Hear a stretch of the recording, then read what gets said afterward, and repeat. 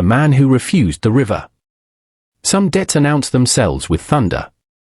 Others arrive quietly, the same face, the same water, the same pointing hand, night after night, until the silence becomes the most terrifying sound you have ever heard. It began the night his father was buried. Emeka had returned from the graveside with red earth still under his fingernails, eaten nothing, and fallen into the heavy sleep of the genuinely exhausted. He expected darkness. He expected nothing.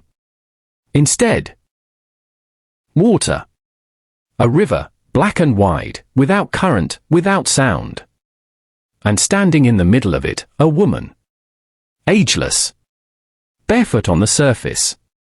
Her wrapper the color of deep water before light finds it. She did not move. She only looked at him with eyes that held no malice and no warmth, the eyes of something that existed long before either concept was invented. She raised one hand and pointed downstream. Emeka woke gasping, heart slamming the inside of his ribs like a trapped thing. He lay still until the ceiling became familiar again. Told himself, grief does this. The mind buries things the way the earth buries seed, under pressure, in darkness. He told no one. She came back the second night. Closer. The third night, closer still. Near enough now that he could see the water around her feet did not ripple. Did not acknowledge her weight. As though the river knew better than to touch her. By the end of the first week, she was close enough that he could see her lips. Pressed together, patient, holding something back. Not from inability. From choice. Whatever she carried in her knowledge, she had decided he would not receive it standing at a distance. He had to come to her. He did not come. He was an educated man. This is what educated men tell themselves when old things reach for them: I am educated. I work with figures. I own a ceiling fan. As though electricity is an argument against the ancient world. As though a salary grade protects a man from what was decided about him before his mother's mother drew her first breath. So Emeka buried the dream in the back of himself, where a man buries everything he fears and calls the burial maturity. The dream did not stay buried. The third month, she stopped pointing. She simply stood and watched him. This was worse. The pointing had direction, somewhere to look other than her face. Without it, Emeka had nothing to do in the dream but meet those eyes. He began waking at 2 a.m., at 3, at 4, each time with the absolute certainty that something in the room had just moved. He would sit up, rigid, scanning the dark corners. Nothing. Only the ceiling fan turning, and the specific quality of silence that follows a presence that has just withdrawn. His wife noticed. She asked once. He said, work. She did not ask again, but he caught her, some mornings, watching him across the breakfast table with an expression she quickly folded away. The expression of a woman beginning to grieve something she cannot yet name. The 5th month, his son started sleepwalking. The boy was 4 years old. He would rise in the dead hours, cross the hallway, and stand at the entrance to the living room, facing the corner near the window. Not trembling. Not crying. Standing the way a person stands when they are listening to instructions. The first time, Emeka carried him back to bed and told himself children do this. The second time, he stood in the hallway and watched his son for a long moment before approaching. The boy's eyes were open. Fully open. Seeing something in that corner with complete attention. Emeka looked at the corner. He saw nothing. But the temperature near the window was wrong. Not cold, still. The air had stopped moving in a perfect radius, the way air stops near water. He snatched his son from the floor and held him too tightly and did not sleep again that night. The 6th month, the dream changed. The woman was gone.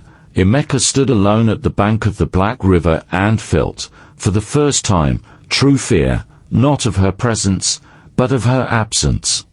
Because the river was rising. Slow, silent, purposeful, the water climbing the bank toward where he stood, and in the water, just beneath the surface, shapes moving. Not fish, shapes with weight and intention, circling just deep enough to remain formless. He looked downstream at the bend in the trees. From behind it came a sound, not loud, not dramatic.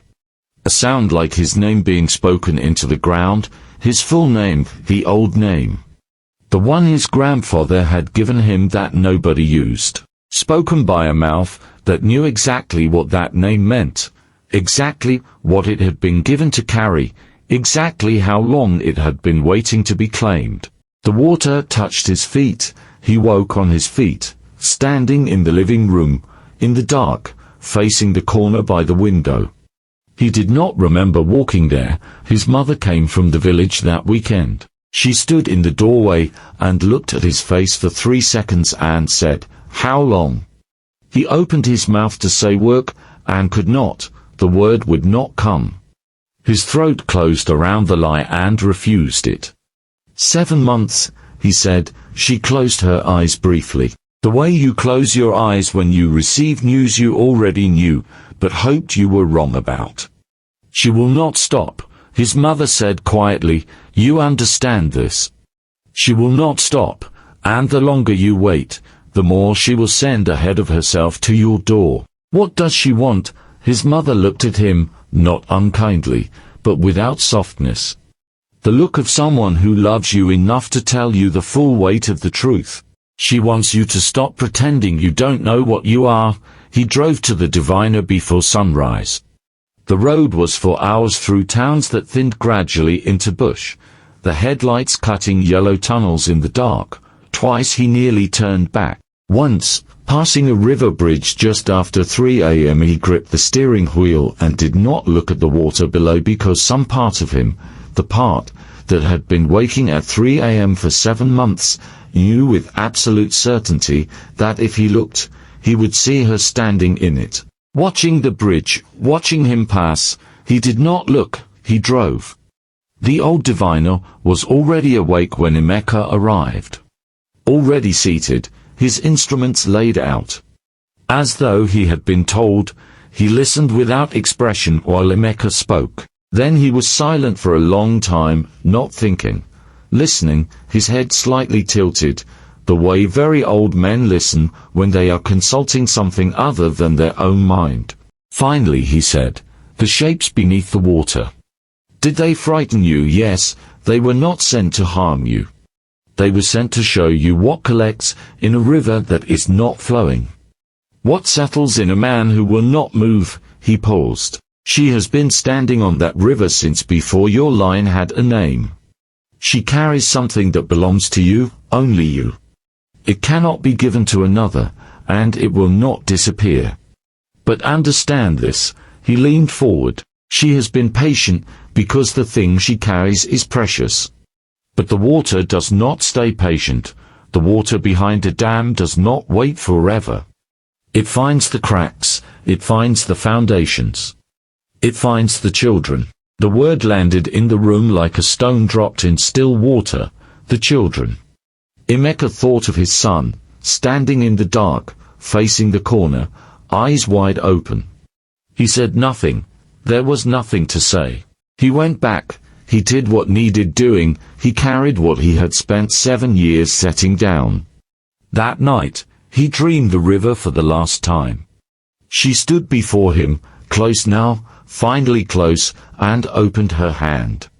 What was in it, he has never described to anyone. Only this: he woke before sunrise, lay still in the dark, and wept without sound for a long time, not from sorrow. From the specific grief of a man who understands, too late, how long a gift has been waiting at his door while he bolted it from the inside. His son has not sleepwalked since. The corner by the window holds nothing unusual. The air there moves the way air should move. But some nights Emeka still wakes at 3 a.m., not in fear, not anymore. He wakes and lies still and listens, because he has learned that the hours before dawn are not empty. They are full of what the daylight is too loud to carry. He listens now. This is what it cost him to learn to listen. Do not let it cost you as much.